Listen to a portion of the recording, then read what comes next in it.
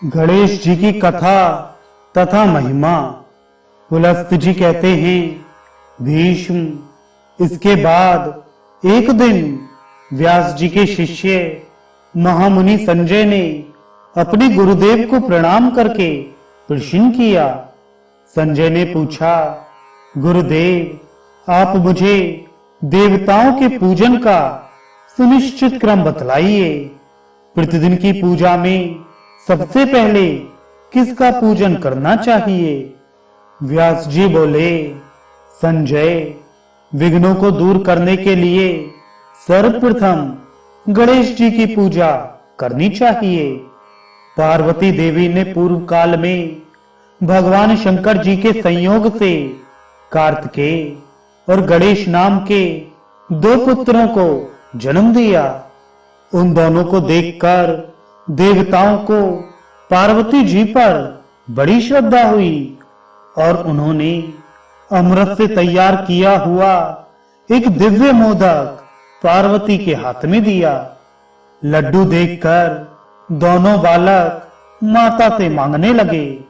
तब पार्वती देवी विस्मित होकर पुत्रों से बोली, मैं पहले इसके गुणों का वर्णन करती हूं, तुम दोनों सावधान होकर सुनो।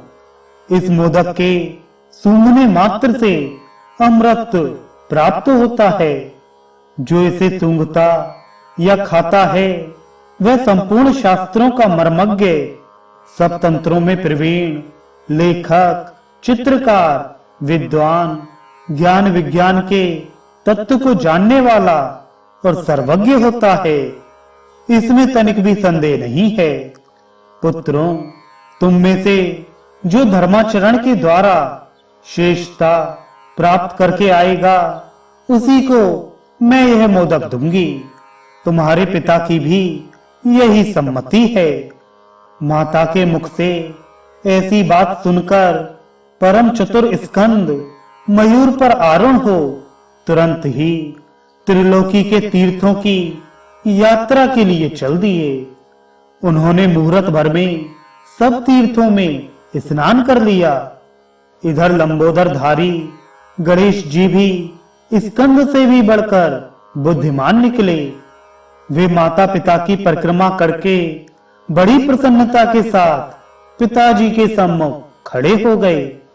फिर स्कंद भी आकर पिता के सामने खड़े हुए और बोले, मुझे मोदक दीजिए।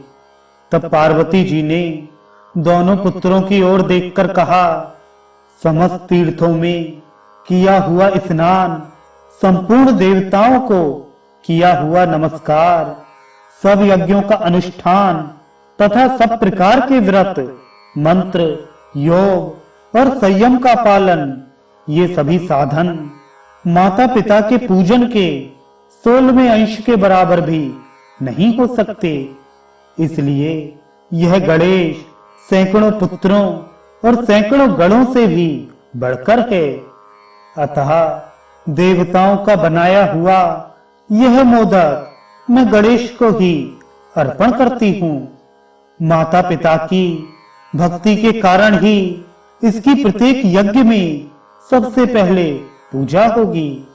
महादेव जी बोले, इस गणेश के ही अग्र पूजन से संपूर्ण देवता प्रसन्न हों।